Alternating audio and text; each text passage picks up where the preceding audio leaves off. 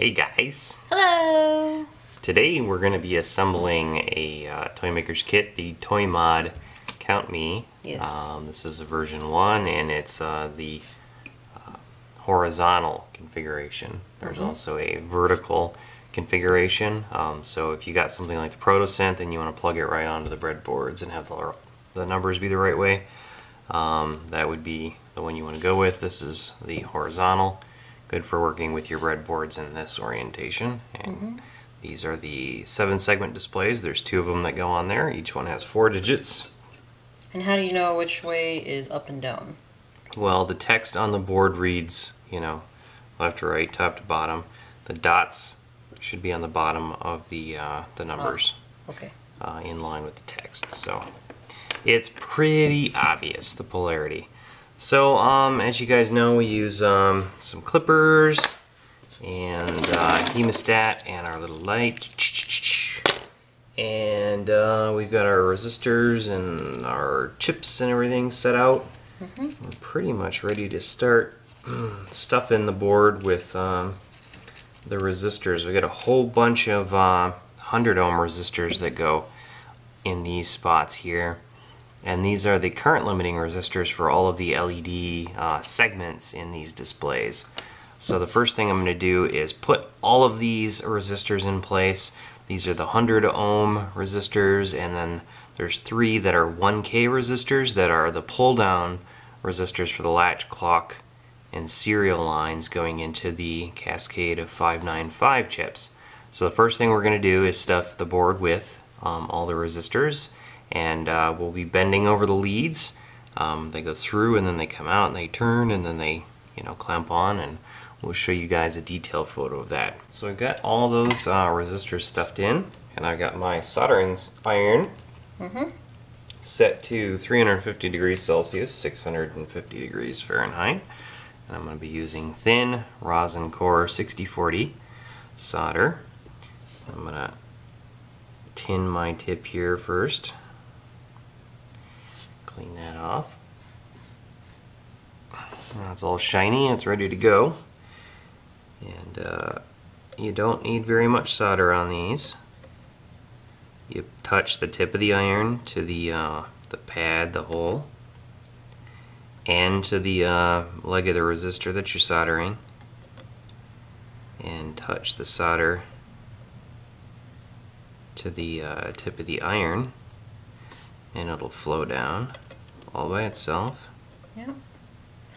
So just a reminder, these kits can be found on tindy.com/TYMKRS, and each of these Count Me kits have 2 of the 4 7-segment display arrays, 3 595s, 3 1K ohm resistors, 16 100 ohm resistors. You of course get the board. And there are also breadboard headers that are not part of the circuit, but if you'd like to use this in a breadboard, then you can of course solder those on. Otherwise, we have mounting holes, 4 of them I believe, that you can use. And then you can also solder on 2 headers. I believe they're female headers, and that's pretty much for, I think, connecting the latch, clock, and line, and all that, right? Yep, that's for interfacing it with your microcontroller. Just talking about the 8-pin headers on the left and right sides of the board. Yep. Which we haven't installed yet, but we'll get to that. And the input side connects to your microcontroller, and the output side connects to the next item in the chain. You can actually chain multiple of these Count Me's together, and they also chain with any of the other boards in our collection, the ToyMods. Correct. That have the dual set of 8-pin headers on the left and the right. Yep. And they all use the same shifting technology, so they chain together. And in the background we're working on a driver that will allow you to chain them all crazy, mismatched, whatever, and the driver will make it very easy to push your bits down onto all of these without really having to think too hard about it. So what I'm doing here is clipping the excess leads off of our resistors. And one warning when you're doing the clipping is that these things love to fly off. So safety glasses are probably a good idea in this particular circumstance.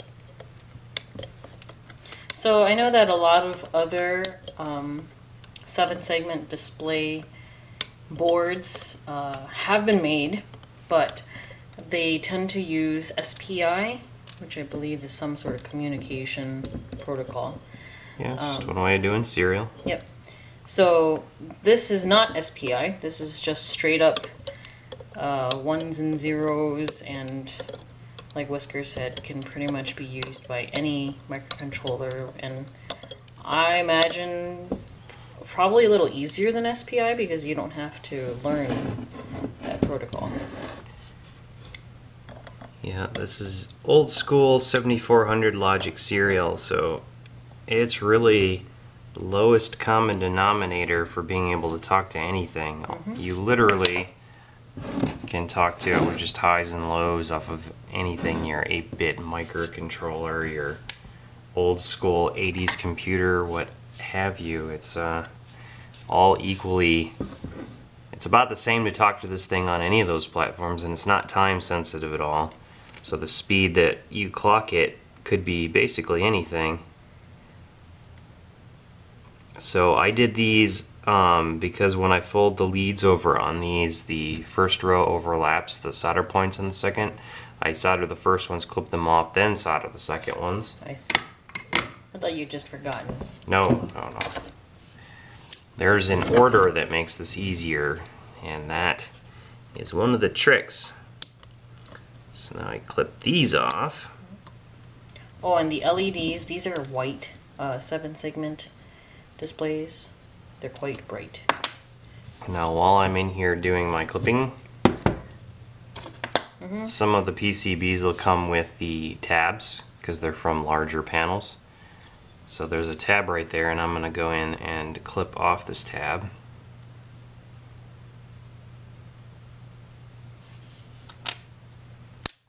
Oh, my eye. Thankfully, I have glasses. Alright, so the next thing we're going to do here is get on some chips and stuff, and I'll let you guys see this up close. Okay, so I set the ICs in here, and you notice that on the silk screen picture that goes underneath the ICs, there's a little notch. Make sure that the notch on your ICs line up with that. Now, all 3 ICs on this particular board are all 74HC595 chips. So it doesn't really matter which one of the 3 goes in which slot. It really doesn't care. So what I'm going to do here is I'm going to take the nub off of my hemostats here. It's very smooth stainless steel, and I'm going to hold the chips in place, and then I'm going to knock over a couple of the legs on each one of these chips. Just to hold them in place. And that will keep it from moving around while we're soldering it. It's a really good tip and trick to know.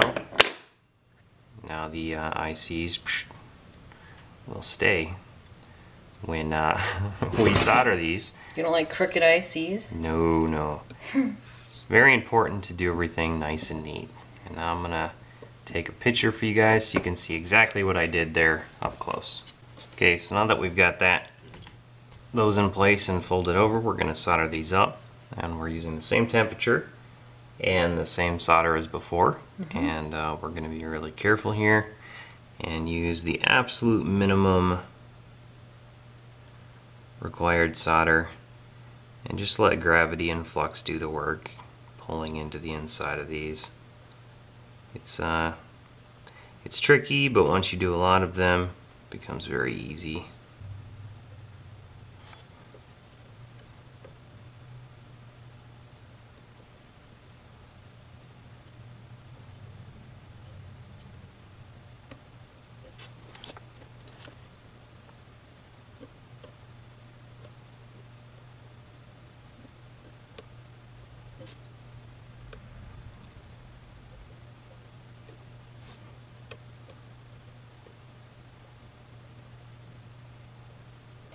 Alright, so I'm going to trim these up, and we'll take a close-up photo for you guys so you can see what it should look like when you're done.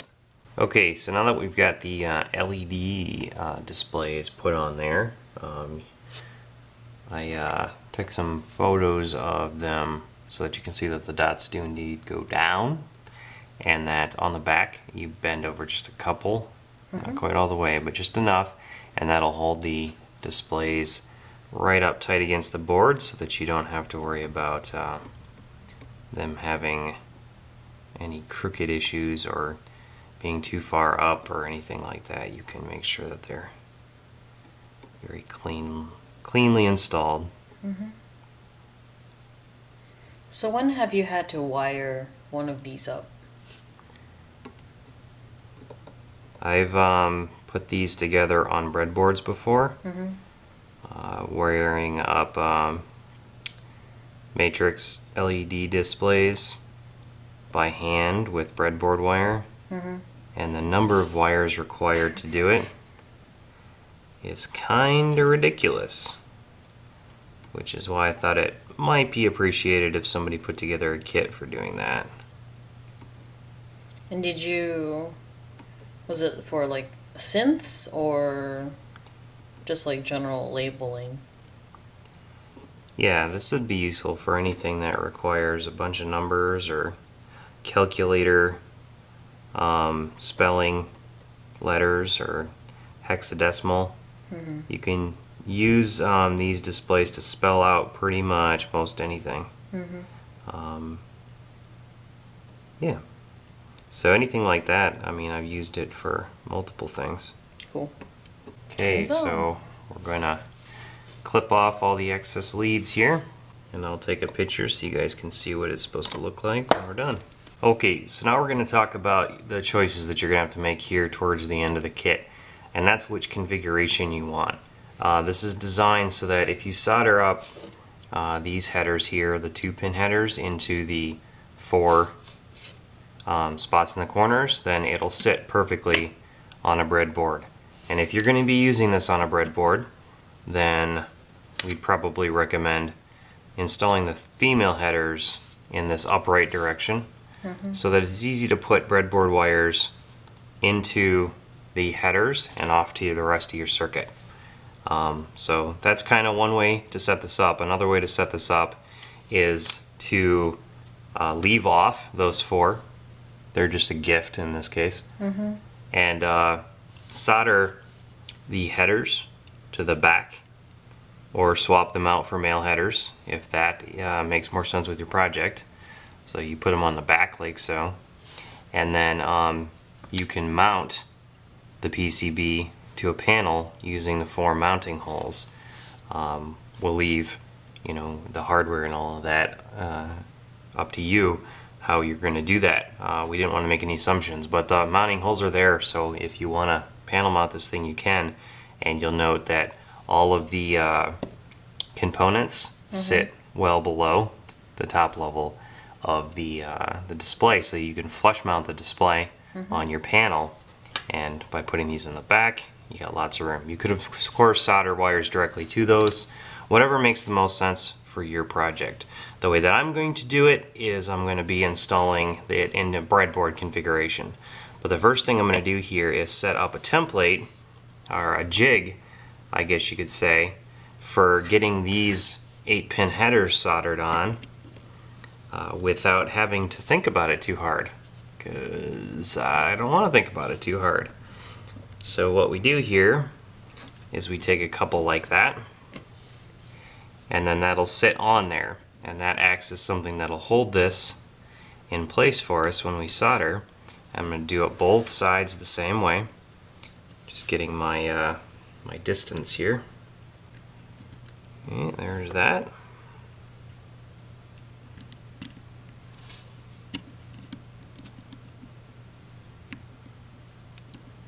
Whammy bam. Spammy wham. What is that from anyway? Film Riot. Oh yes. Okay, so as you guys can see here, there's going to be a shadow under there, so it'll be a little bit dark, but gravity will hold that at a nice 90-degree angle for us and give us a nice clean soldering job. Now, like I said, I want this in a breadboard configuration, so I want those headers to stick up out of the board. But that's how you do it if you wanted them stuck out of the back. So I'm going to flip this guy over.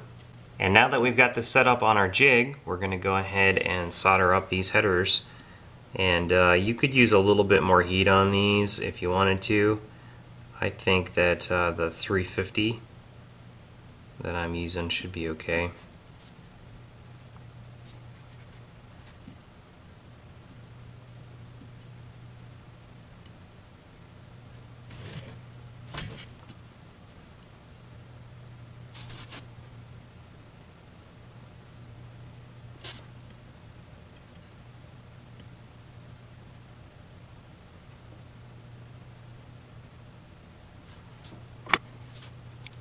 Okay, so those are soldered up, and I'm going to trim them up and take a nice little up-close picture so you guys can see how they're supposed to look when they're done.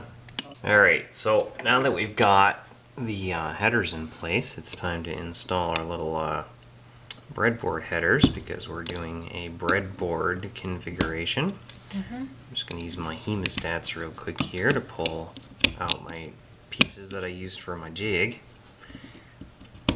Now, are there limits as to what letters 7-segment displays can do? Yeah, there's certain letters that you can make, and there's a few that you can't. You are limited. You've only got the 7 segments plus the dot, so you know, you can't spell out everything, but most things. I will include in my driver for the prop anyway, as many as I possibly can. But trying to make a W on one letter or one number of a calculator is pretty impossible, so not much I can do about that. But you know, these are mostly intended for use as showing numbers. It's hackish and fun to show letters on them as well. So I will definitely include that capability in my little driver that I'm working on. Gotcha. Alright, so that's set up nicely, and I'm using the breadboard to hold everything perfectly in place for me. And now we can get this all soldered up nice and pretty. And remember, these aren't part of the electrical system, so you don't need to worry about...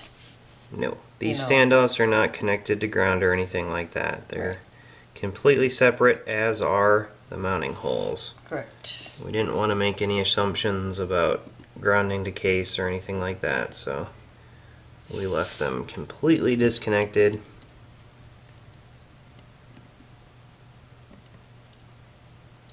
And I believe the driver code will be available on both the Tindy site, I'll put them in the link section, as well as our toymakers.com/kits section. So each individual kit will have links for just basic information, for information for newbies such as myself, and code information.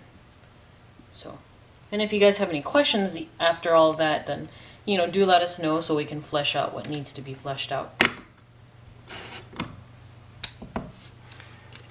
Alright, so there is our board, and here we go. That's all soldered up. I'll take a nice pretty picture, and then we're going to wire it up and see if we can make it do stuff. Cool. Okay, so we've got it all wired up here. It's just the latch clock, serial lines, and then power, 3.3 volts, and ground. And I've got the demo software that I wrote for this guy installed on here. Okay. And all it does is it demonstrates the ability for this to display alphanumeric characters and to cycle through things. So I'm going to turn it on. You can see it's counting up there. And then as it counts, it moves the characters around a little bit so that you can see that there's a full-blown character map set thing on there. There's 46 characters I programmed. Well, most of the letters, not all of them. You can't do things like W, for example. You just don't have enough room on these guys. This is one of the things you can do with it. You can obviously have all of them display numbers, or display the time, and letters on one side, numbers on the other, whatever you need. And it's actually, I know it looks like it's on an intimidating board, but really all you need are 5 connections. And 2 of those are power and ground, so. Yep. Cool.